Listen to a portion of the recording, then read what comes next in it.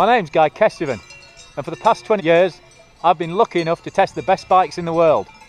Today I'm in the verts and goat bells of Valandry in the French Alps to ride Cannondale's awesome full carbon Jekyll One.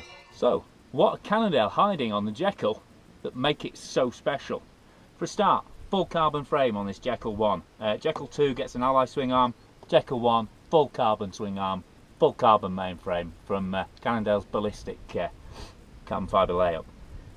Jekyll 1 gets hologram carbon wheels as well, wide section, really lightweight, really nice proprietary carbon wheel set.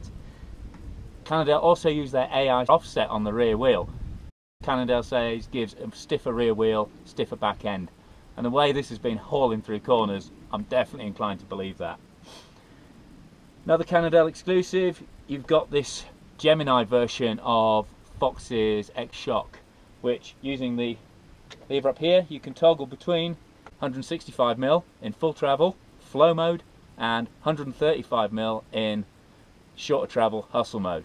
And that's just an air spring volume adjustment as well, so you're not changing the compression damping, it's just changing the volume of the shock. So the bike lifts up a little, so it's a little steeper, just feels a little sharper under pedalling, and it really works to give the Cannondale a boost that the lightweight of the whole bike really exploits superbly.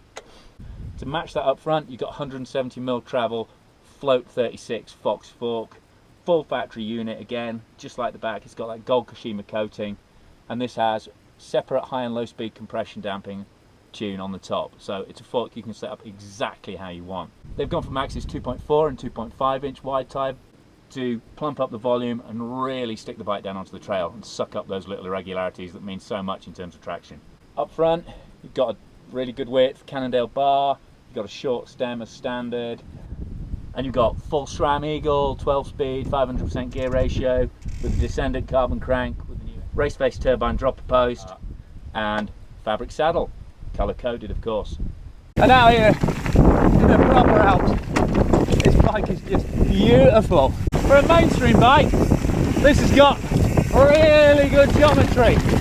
By that I mean it's really long in reach, 65-degree head angle, so you can properly bang the front end into corners. You can cut in, flare it out, look for the corner, look for the next one, just begging you to wring as much corner G-force out of the tyres as you can. Yeah, it comes in under 13 kilos. That's XC weight, people, and for such a light bike.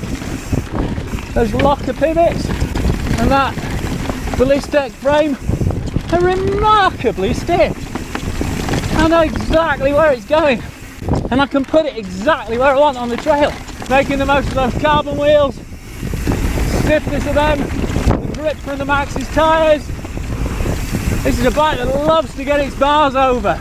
Short stem, making it easy to feed into turns. 4 20mm chainstays for that pop, liveliness, keep the suspension swift and reacting because it's a short lever, but it's still tight enough to really come in on these little switchbacks.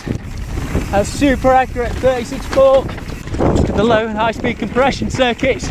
You can set it up just right for any trail. So much control, so much smoothness. Stick the shock in hustle mode when you want to get your pedal on, or you just want a firmer feel. It really lets you drive out of corners, not just a climbing setting. Creates a much tighter, sharper feeling bike. You want to cut and carve your way through stuff.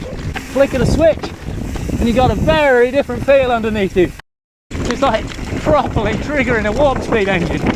Not afraid to use travel, but then that makes the back even slacker and longer, even more stable.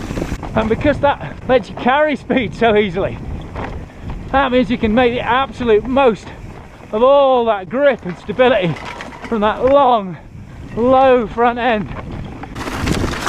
Gives you real confidence when you're pinning it sight unseen on stuff like this. Just riding behind other bikes this week, it's been so obvious how well this carries speed through really rough, rocky sections where the other bikes are just kicking around all over the place. I mean, Jekyll and Hyde might be a horror story, but the only monster thing about this bike is how much fun you're going to have on every trail. It really is an amazing all-rounder. Mixing it with the full face boys out here in Villandry.